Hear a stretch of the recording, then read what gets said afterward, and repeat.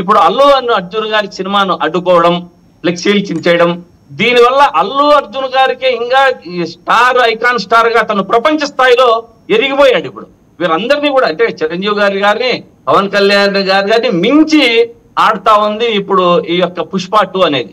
దీంట్లో ఎవరు ఏమాత్రము చిరంజీవి ఇప్పుడు వారు వచ్చారు, పవన్ ఇప్పుడు ఈరోజు మన ఫ్లెక్సీల్లో జగన్మోహన్ రెడ్డి గారు ఫోటోలు ఇచ్చారు, తప్పేముందండి? వారి అభిమానులు ఈ రెండు పక్కల ఉన్నారు. పుష్పలో ఉన్నటువంటి మన వీరి అభిమానులు, జగన్ అభిమానులు గాని అందరూ కలిపి అల్లు అర్జున్ కు అభిమానులు అయ్యారు. దానివల్ల దీని ఇంత రాధాయితం అవసరం లేదు, ఫ్లెక్సీలు చించాల్సిన పని లేదు.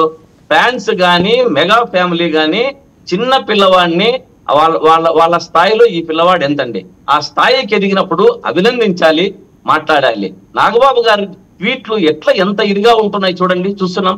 నాగబాబు గారు చిన్న పిల్లవాడు, అరే పైకి వస్తున్నాడు, నా అల్లుడే, నా మేనల్లుడే అనేది లేకుండా దానికి ఎదురుగా మళ్ళీ దానికి అభిప్రాయాన్ని దీనిగా పెట్టడము, ఆ అబ్బాయితో కూడా పిల్లలతో కూడా మాట్లాడిస్తున్నారు. నిన్ననో మననో చూస్తే నాగబాబు గారు కొడుకు కూడా మాట్లాడాడు ఈ అబ్బాయి గురించి. కానీ ఇవంతా మాట్లాడడం వల్ల వారికే నష్టం తప్ప చిరంజీవి ఫ్యామిలీకే నష్టం, మెగా ఫ్యామిలీకే దీన్ని తెంచుకుంటూ పోతే రాజకీయాల్లో కూడా పవన్ కళ్యాణ్ గారు ఇబ్బంది పడే పరిస్థితి వస్తుంది ఈ అబ్బాయి వల్ల.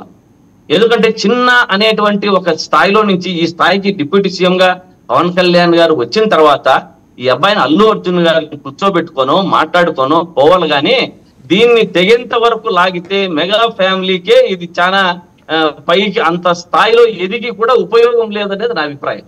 రైట్, మళ్ళీ మీ దగ్గరకు వస్తాను. మీతో మాట్లాడాల్సిన ఇంకా 2-3 అంశాలు ఉన్నాయి, వస్తాను. సోదరు కాదు, ఇది ఉన్నట్టే భుజానేం లేదు.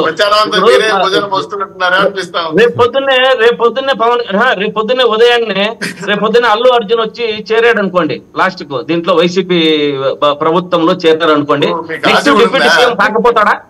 నెక్స్ట్ డిప్యూటీ ప్రభుత్వంలో లేరు, మీరు ప్రభుత్వంలో లేరు, వైసీపీ పార్టీలో వచ్చి చేరాడని మాట. మీరు ఇంకా అసలు మీరు కూడా ఆ భ్రమల నుంచి బయటకు రాలేదు సార్ శ్రీకాంత్ గారు. అది కాదండి, ప్రభుత్వం వస్తే నేను చెప్పారు కదా, జమ్లీ వస్తుంది, జగన్ వస్తాడు, ఈ ప్రక్రియలోనే అన్ని సాగుతా ఉన్నాయి. చూడండి ఇవన్నీ అవకాశాలంతా నేను చెప్తూనే ఉన్నా.